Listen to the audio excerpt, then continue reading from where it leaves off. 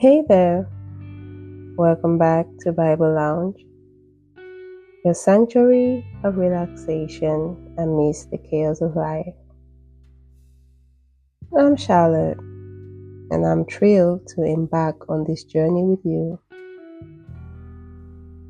Today, we delve into Exodus chapter 14, where we witness the Israelites facing an impossible situation. Trapped between the Red Sea and the pursuing Egyptian army. We will uncover how the Israelites experienced divine intervention and redemption. This story reminds us that even in our darkest moments, when we feel trapped in our circumstances and feel the walls caving in, God is able to deliver us. He is the God of the impossible, the one who is mighty to save. Join me as we discover the timeless lessons from this story and how it resonates with us today. Before we head out to explore, find a comfortable space and position. Drown out the noise and withdraw from any distractions. Let's begin.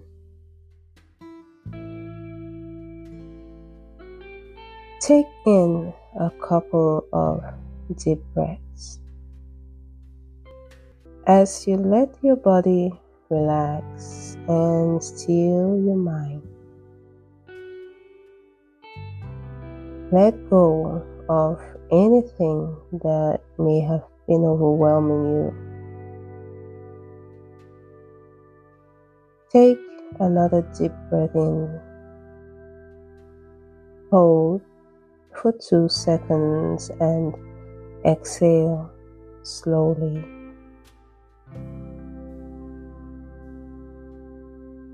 As you do, focus on your breathing as all other worries dissipate.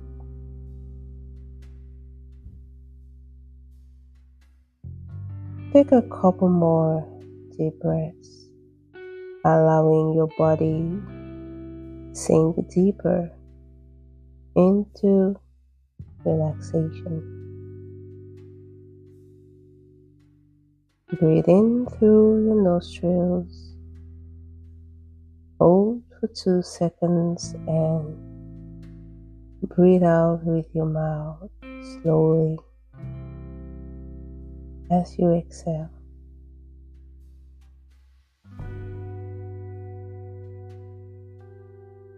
As you relax, I'm going to read from Exodus chapter 14 from the New International Version of the Bible. Exodus chapter 14. Then the Lord said to Moses, "Tell the Israelites to return back and encamp near Pi Hahiroth, between Migdol and the sea. They are to encamp by the sea, directly opposite Baal Zephon. Pharaoh would think the Israelites are wandering around the land in confusion, hemmed in by the desert. And I will harden Pharaoh's heart, and he will pursue them. But I will gain glory for myself through Pharaoh and all his army, and the Egyptians will know that I am the Lord." So the Israelites did this. When the king of Egypt was told that the people had fled, Pharaoh and his officials changed their minds about them and said, "What have we done? We have let the Israelites go and have lost their services. So he had his chariot made ready and took his army with him. He took 600 of the best chariots, along with all the other chariots of Egypt, with officers over all of them. The Lord hardened the heart of Pharaoh, king of Egypt, so that he pursued the Israelites who were marching out boldly. The Egyptians, all Pharaoh's horses and chariots, horsemen, and troops pursued the Israelites and overtook them as they camped by the sea near Pi Hahiroth, opposite Baal Zephon. As Pharaoh approached, the Israelites looked up, and there were the Egyptians marching after them. They were terrified and cried out to the Lord. They said to Moses, "Was it because there were no graves in Egypt that you brought us to the desert to die? What have you done to us by bringing us out of Egypt? Didn't we say to you in Egypt, 'Leave us alone, let us serve the Egyptians'? It would have been better for us to serve the Egyptians than to die in the desert." Moses answered the people, "Do not be afraid. Stand firm, and you will see the deliverance the Lord will bring you today. The Egyptians you see today, you will never see again. The Lord will fight for you. You need only be still." Then the Lord said to Moses, "Why are you crying out to me?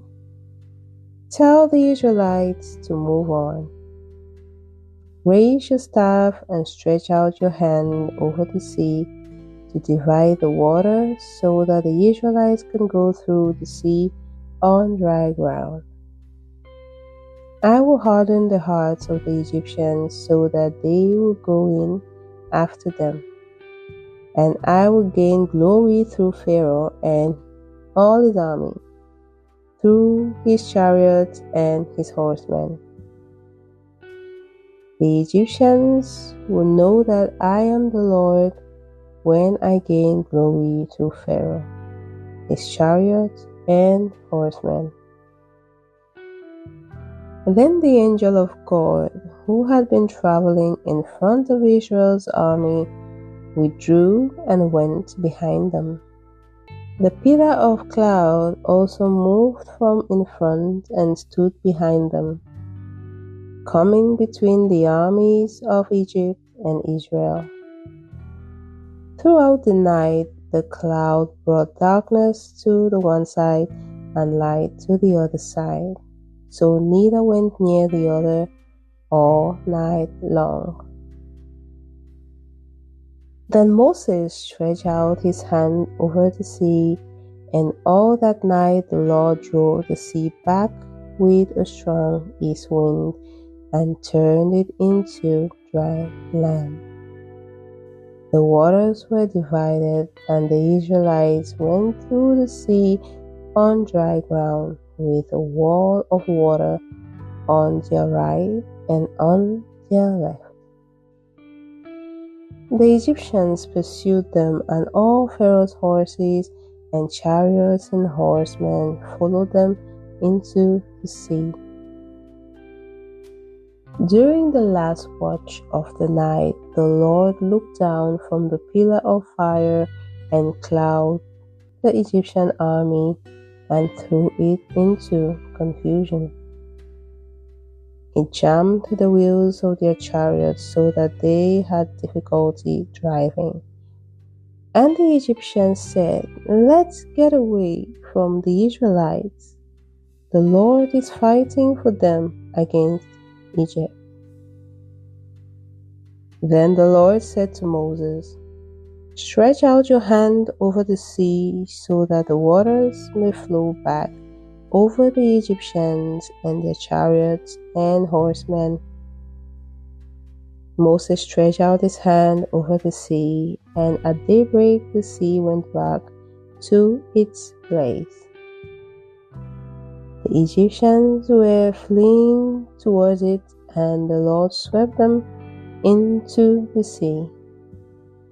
The water flowed back and covered the chariots and horsemen. The entire army of Pharaoh that had followed the Israelites into the sea. Not one of them survived. But the Israelites went through the sea on dry ground, with a wall of water on their right and on their left. That day the Lord saved Israel from the hands of the Egyptians, and Israel saw the Egyptians laying dead on the shore. And when the Israelites saw the mighty hand of the Lord displayed against the Egyptians, the people feared the Lord and put their trust in him and in Moses, his servant. That is the end of our reading of Exodus chapter 14. Before we reflect on this story, let's rewind to see the events that led them to this situation. We find the Israelites enslaved in Egypt for 400 years, bound by chains of oppression and despair. But God, in his mercy and power, heard their cries and intervened on their behalf. He sent them a deliverer called Moses. Moses came with a message from God to Pharaoh: "Let my people go." Pharaoh was adamant and refused to do so. After God used Moses to perform miraculous signs in Egypt, afflicted them with plagues and even death, in the end, Pharaoh reluctantly accepted to set the Israelites free. On their journey to freedom and eventually to the Promised Land, here stands the Red Sea before them. Meanwhile, Pharaoh changed his mind and pursued the Israelites to return them to captivity. Now we witness the Israelites trapped between the vast waters of the Red Sea and the approaching Egyptian army.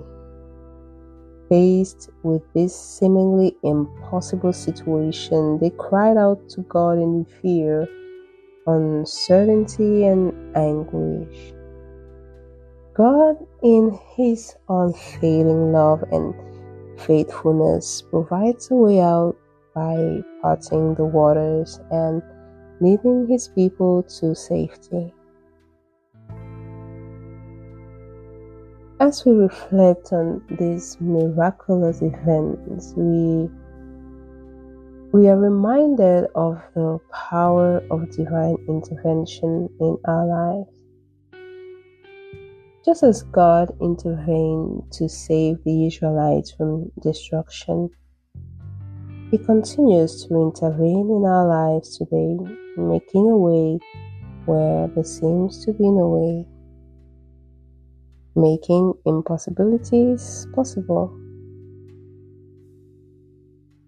His power knows no bound, and he is always at work on behalf of his people. We can't help but draw parallels to the challenges we face in our own lives. We are reminded of the bondage and addictions that many face in our generation. Whether it is addiction to substances, destructive behaviors, or unhealthy patterns of thinking, Many find themselves trapped in chains they can't break on their own. Do you think you are in too deep and there is no way out? You have been doing this too long and you don't know if there will ever be a way out. Does freedom seem impossible to you? What is keeping you bound and you can't seem to break free? Is it gambling, eating disorders, exercising or dieting excessively, shopping addiction, shoplifting? Is it sex, pornography, alcohol, or caffeine, or cocaine? Stuck on pills, video gaming, smoking, whatever that is threatening to engulf you. With the power of God, you can break free. You can break free from depression. Yes. You can break free no matter what you're stuck on. Just as God intervened to set the Israelites free from physical bondage, He offers freedom and redemption to all who are bound by addiction and bondage today. Through the power of His Son, Jesus Christ, God breaks the chains of sin and addiction, leading us to a life of liberty and wholeness. God is the ultimate liberator, breaking the chains of bondage and leading us to a place of freedom and fulfillment. Sometimes you try to break free or feel you are succeeding, then you fall back. Just like the Israelites, they were set free only to find themselves at the brink of captivity. It is not about how many times you fall, but how you rise again. Don't give up hope. Victory is close at hand. It is difficult on your own, but with the power of God, victory is sure. Trust in God, lean on His strength, and take courage knowing that He will lead you through the process. No matter how messy the situation may seem, remember that with God, all things are possible. So be encouraged today. You are not alone in your struggle. God is with you, and He will make a way for you. Keep pressing forward in faith and watch as He turns your Red Sea into paths of victory. Lastly, this story reminds us of the power of community and support. You see, the Israelites crossed the Red Sea together, united in their faith and trust in God. In our own lives, we can find strength and encouragement in the community of believers who walk alongside us in our journey of faith. The power of God is able to break any chain or bondage and set us free to live a fulfilling life. As we conclude today's episode, let's affirm these truths in our hearts and mind. Let's take our affirmations. As always, we have 2 affirmations. Let's take the first. Christ has set me free from any bondage and addiction. I am no longer bound. I am free. Christ has set me free from any bondage and addiction. I am no longer bound. I am free. Christ has set me free from any bondage and addiction. I am no longer bound. I am free. Yes, you are free. Yes, you are free indeed. So the second affirmation is a short one. Whom the Son of God sets free is free indeed. Whom the Son of God sets free is free indeed. Who the Son of God sets free is free indeed. Thank you for joining me in this exploration of Exodus chapter 14. May the lessons we've learned today inspire you to look to God even as you find strength in the company of other believers to overcome and live the life you deserve, a life of freedom. In our next episode, we will see how our actions can prevent us from attaining our divine destiny. Till then, may you trust in God's power to break every chain of bondage and addiction in your life, leading you to a life of freedom and wholeness in Christ.